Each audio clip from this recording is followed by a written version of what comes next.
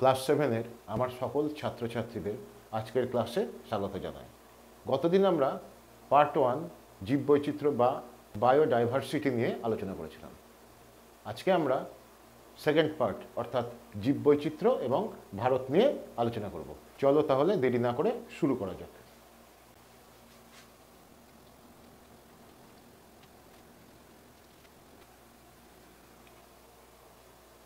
গতদিন আমরা জীববৈচিত্র্য পড়ার সময় মেগা ডাইভার্সিটি নেশন বা অতি বৈচিত্র্যের দেশগুলি সম্বন্ধে জেনেছিলাম।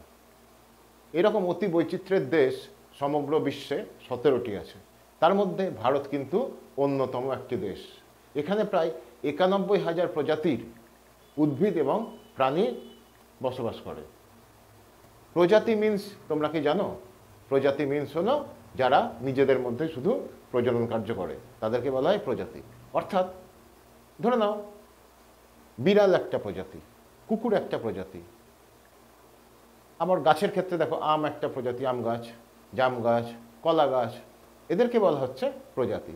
এই রকমই ভ্যারাইটি উদ্ভিদ এবং প্রাণীর সংখ্যা কিন্তু প্রায় 91,000 আমাদের ভারতবর্ষে। সমগ্র বিশ্বের প্রায় 7% উদ্ভিদ এবং প্রায় 6.5% প্রাণী আমাদের এই ভারতবর্ষে কিন্তু বসবাস করে। তাহলে বুঝতেই পারছো ভারতবর্ষ কতটা গুরুত্বপূর্ণ একটা দেশ। এবার তোমাদের বইয়ে তোমরা 237 পাতা খোলো, সেখানে দেখো জীববৈচিত্র্য থেকে আমরা কি পাই সেটা নিয়ে একটা জায়গা আছে। এখানে দেখো লেখা আছে উদ্ভিদের নাম, তার থেকে কি উপকার পায়, প্রাণীর নাম এবং তার থেকে আমরা কি উপকার পাই। চলো আমরা বোর্ডে দেখে নিই।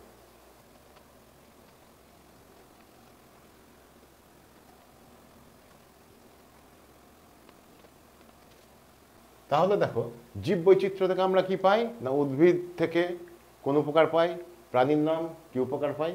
প্রথমে দেখো বইয়ে কি লেখা আছে, প্রথম উদ্ভিদটার নাম না ধান। ধান কি না আমাদের প্রধান খাদ্য। দ্বিতীয় কি না, দেখো তো কি লেখা আছে না বট। কি করে বট গাছ না ছায়া প্রদান করে। আর কি করে না পরিবেশের ভারসাম্য বজায় রাখে। এবার নিম।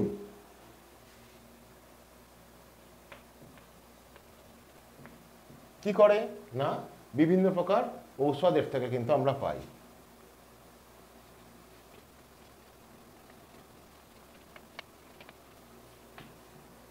4 নম্বর কি বইয়ে দেওয়া নেই, যা খুশি একটা লেখাই যেতে পারে। ভাবো তোমরা একটা ফলের গাছ, ধরো আম।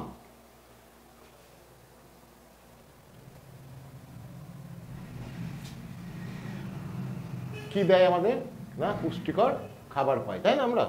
অর্থাৎ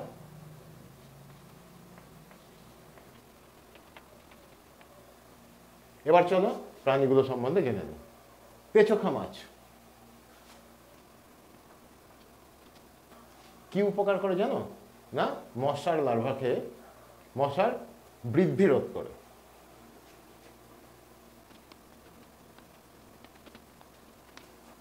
জায়গা কম থাকার জন্য সবটা লিখতে পারলাম না। মশার লার্ভা খেয়ে মশার বৃদ্ধিকে রোধ করে। সেকেন্ড কি সাপ। তোমরা ভাববে সাপ আবার কি উপকার করে, তাই না। না, সাপ কিন্তু আমাদের উপকারও করে। প্রত্যেকটা প্রাণীরই পরিবেশে কিন্তু কিছু না কিছু ভূমিকা আছে। সাপ কি কাজ করে না ফসল ধ্বংসকারী ইঁদুরকে খেয়ে ফসলকে রক্ষা করে।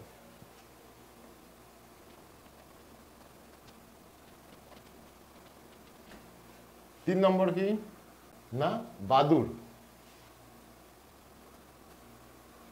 বাদুড় আবার কি উপকার করে, তোমাদের মনে প্রশ্ন আসতেই পারে। না বাদুড়ও উপকার করে। কলা, কদম, অ্যাভোকাডোর মতো গাছে পরাগযোগে সাহায্য করে। তবে তো ফুল থেকে ফল উৎপন্ন হয়, তাই না। তখনই তো আমরা কলা খাই বা অ্যাভোকাডো খেতে পারি।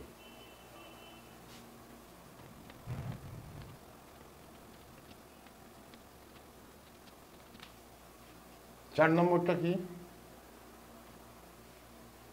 যা কিছু হতে পারে, তোমরাও ভাবতে পারো। আমি ভাবলাম ধরো মাকড়সা, কি কাজ করে মাকড়সা? যদি বাড়িতে থাকে মাকড়সা, তোমরা ভাবছো হয়তো জাল বুনে ঘর নোংরা করছে, কিন্তু তা ভাবলে কিন্তু হবে না। মাকড়সা কিন্তু আমাদের উপকারে করছে। এই জাল বুনে সে কী করে না, তার মধ্যে মশা মাছি বা বিভিন্ন ক্ষতিকর পোকামাকড়গুলো আটকে যায় এবং সেগুলো কিন্তু গ্রহণ করে আমাদের সেই ক্ষতির হাত থেকে বাঁচায়। অন্যদিকে আবার যদি জমিতে থাকে, তাহলে সেখানেও ফসলের ক্ষতিকারক অনেক পোকাকে তারা খেয়ে কিন্তু আমাদের রক্ষা করে।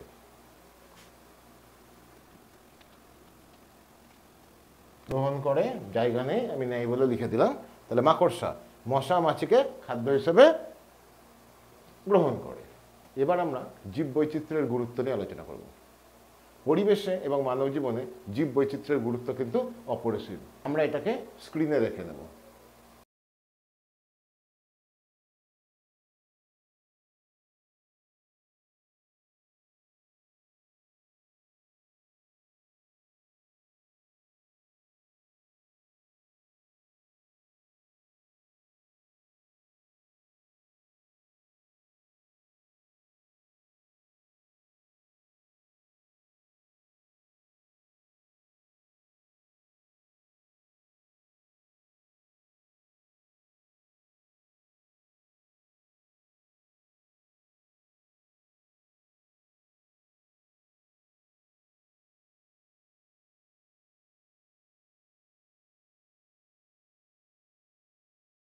এবার আমরা দেখো 240 পাতায় কর্মপত্র আছে।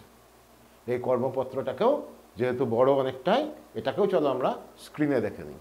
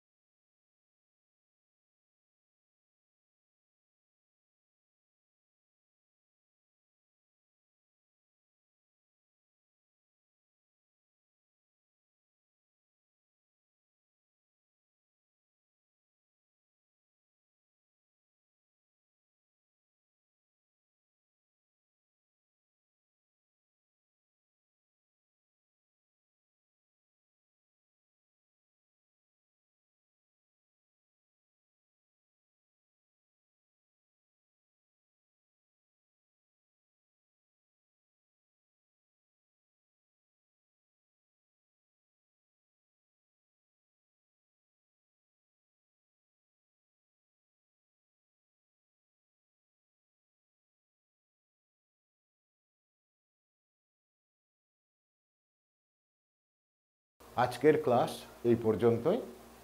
আশা করি তোমাদের ভিডিওটা কাজে লাগবে। যদি ভিডিওটা ভালো লেগে থাকে তাহলে অবশ্যই লাইক শেয়ার করে দিও। আর যারা নতুন আমার চ্যানেলে, তারা সাবস্ক্রাইব করে বেল আইকনটাকে প্রেস করবে এবং অল নোটিফিকেশনটাকে অন করে দিও, যাতে সময় মতো ভিডিওটা তোমাদের কাছে পৌঁছে যায়। ভালো থেকো সবাই, দেখা হবে আবার আগামী সপ্তাহে।